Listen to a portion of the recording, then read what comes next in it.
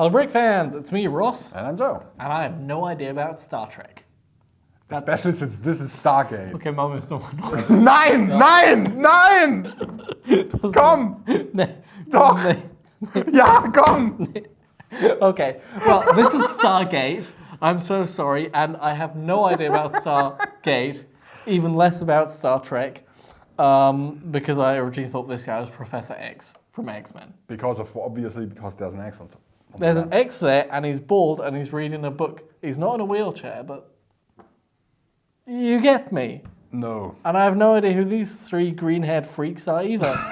Oh my god. So this is going to be an interesting video. Please, shame him in the comments. I already get shamed enough for not knowing about Star Trek. I don't know how the Stargate fan community is, but at least we have Darth Vader here. Yes, especially if it's Darth Vader. I mean, let's get into it. Okay, so we got the Advent Calendar for Stargate. And obviously some people have been playing around with it. So, this is how it looks like from the inside. It's actually rather nice, I think. So it's Stargate and Stargate Atlantis. Yes. That's what I do know. There are two different series. There are 3 series. Okay. Well, Stargate came out first, didn't it? Yep. There was a film, then the There series. was a movie, then there was the series, and then there was the Atlantis. spin-off, Stargate Atlantis, and there's the second spin-off, which is Stargate Universe, from which we do not have any sets yet. Okay, but this is an advent calendar that has both the series in it. Exactly. All right. And inside that you find the little 24 doors, and there's an inlay in there, which looks like this. And as you can see, the space in it is limited, which necessitates the use of smaller parts in some cases. And over these 24 days, you are building 24 different scenes. So this isn't all of them. 1, 2, 3, 4, 5. You beat 10 different scenes over 24 days. I apologize, it's a bit early, and well, we all make mistakes. I made my first ones calling this thing Star Trek. So yes, exactly. that's all right. So 10 different scenes over 24 days. Exactly. So yes, spoiler alert. If anybody wants to stop watching now, it's too late. You've all seen them all now, but we will go into detail on them. A little bit. So here we have Rory McIntyre playing golf. Yes, of course. And this is from an episode with a time loop, where they decide, or where somebody asks O'Neill, well, if it's a time loop, you can do basically whatever he wants. And so he starts playing golf through the Stargate. Okay. Then we've got the altar from one of the episodes with the Nox, where you can see the flower arch and the bed where they perform the ritual, which can cure people even from death. So these are like mystic healer types. Yes, but they're technologically very much advanced.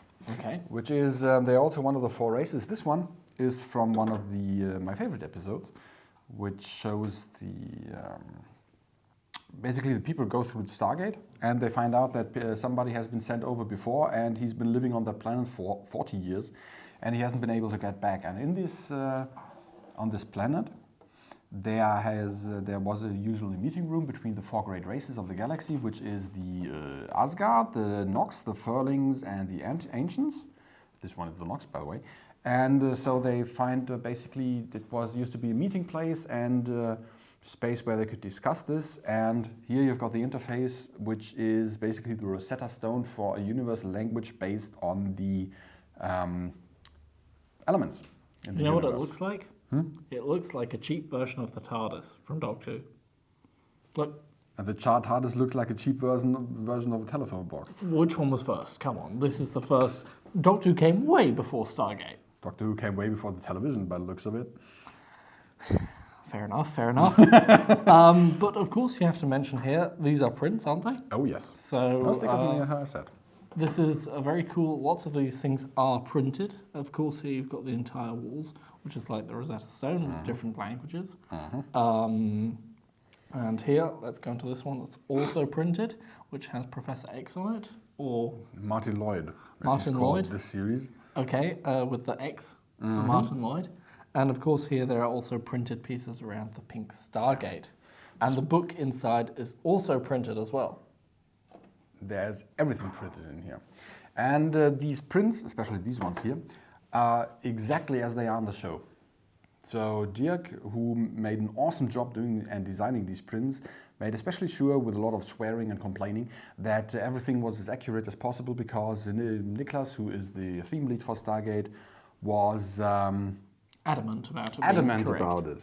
I would have used a different phrasing, but adamant is the better one.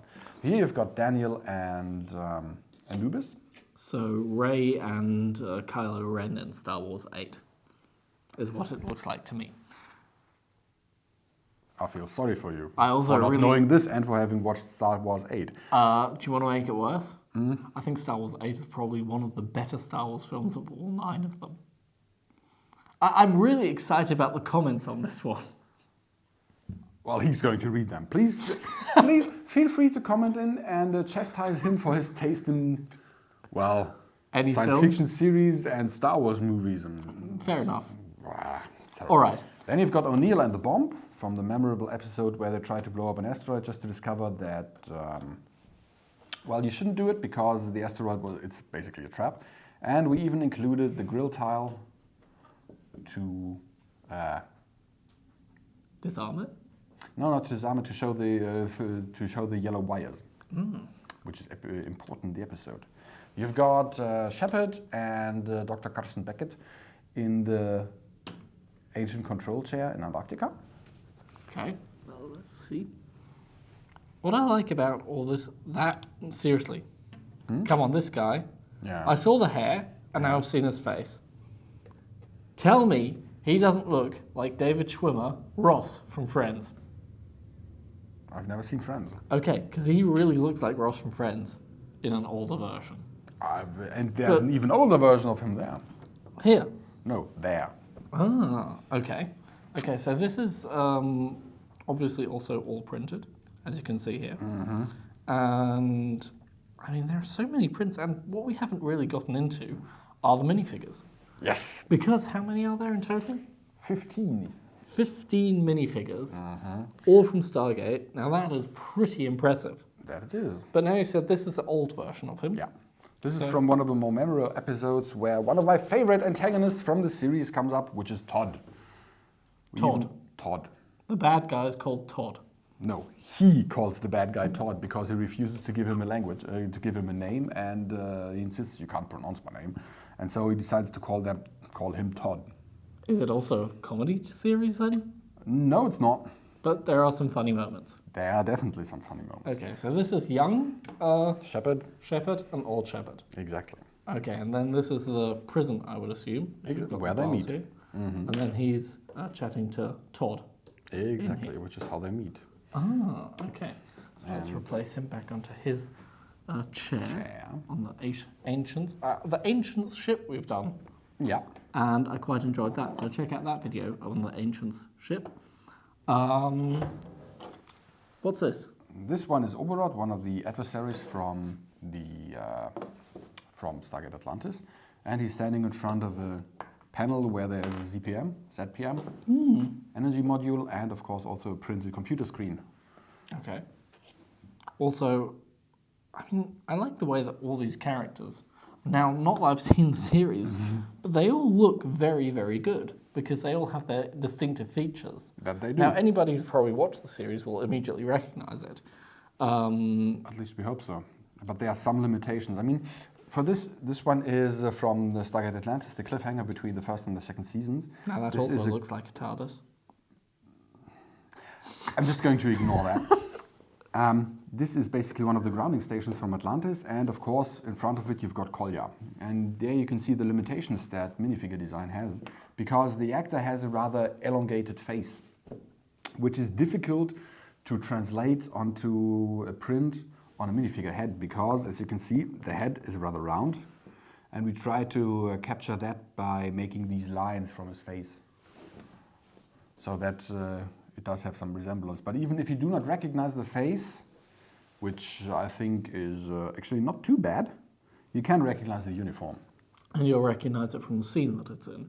Exactly. Because even if these are little mini things, it looks really good. I mean, I especially like this because it's just a proper scene in a tiny little setting. And of course, the Stargate itself is immediately recognizable too. Yeah, but that's not a Stargate. Oh, come on. I thought that was the one thing I knew. Yeah, but you know, this one is from an episode where they do special things for the 100th and for the 200th episode of the entire series, and this one is from the 100th, where this guy here tries to make a series based on the Stargate series, basically in universe, and he's using it like a cheap 60s cheesy science fiction with all the props, with the weirdly colored paper and cardboard Stargate, and it looks like this in the series. So more or less Exactly what this color. Doctor Who actually was in the 60s. Maybe, or what Star Trek was in the 60s. Okay, well, I mean, that's quite a meta discussion, but That I mean, it is. these are all very cool sets, especially fun ones, obviously quite serious ones here. I mean, the thought that went into this is apparent, even to somebody who's not watched a series. Thank you. And I must say, the minifigures are fantastic. 15 minifigures in 24 days is an impressive amount. So, And there are 700 pieces, and there are 15 minifigures and more than 50 prints, not counting the ones on the models. I'll go out and say that this is probably the best Advent calendar we have. It is. I mean, the Blaustein one's pretty cool for people like Blaustein. The Lighthouse one is also cool as a modular building. Star Trek is also nicely done, but this one is just much, much more interesting and bigger, and I like this one the best, and I have not even seen the series. So There have been some people who've been complaining that we've basically been doing scenes that would not have fit into a set. And actually that is a little bit true for a little bit, because what kind of set would you want to do with the iconic scene of O'Neill playing golf through the Stargate? Or Kolya at the grounding station. The grounding station is on the balcony in Atlantis. You could either do it in a really big set, which would be a 50 euro set, but the most iconic thing is the small grounding station and the guy. And it's just the same like here. You got the huge bridge and where Anubis is sitting, but the entire action is basically focused just on this scene. And so we decided to include sets that wouldn't really be attractive as a big set and standalone set, to do that, to give you these iconic scenes in a smaller and in the Advent calendar, so you can see it. I mean, that's a fantastic idea, though. would you really need an entire asteroid just to get this little scene of O'Neill with a bomb on this asteroid? And I think that it is a very nice set. And I'm actually rather proud of it. It's nice, it's small, and it fits well. So, fantastic ideas all around. So I'm impressed. You've convinced me. And I have actually put the film on my watch list. Okay, but you haven't watched it yet. No, it's on my watch list. And then you've got, I think, 280 episodes to go through? Well, I'll watch a film first and see if I enjoy that. It is by Roland Emmerich, isn't it? Yes, it is. And I quite like him as director. That's not for you yet. I do know some things. All right. All right. Well, this has been our Stargate Advent Calendar. I'm sorry for my unknowledgeable ideas, but at least Joe helped me out here. I hope I did. And I hope you enjoyed the episode. Don't forget, you can never have enough bricks. There will be more. Have a fun Advent. And thank you for watching. See you next time. Goodbye. It is really nice. You mean Ross from Friends? Ross from Friends? I've never seen Friends. I actually never found the urge to watch it. I've watched it 3 times over. Is it so good? It's fun. It's a quick, amusing 20-minute thing. But it's great for watching it while I build. When I build things, I have that on in the background because I know it. Okay.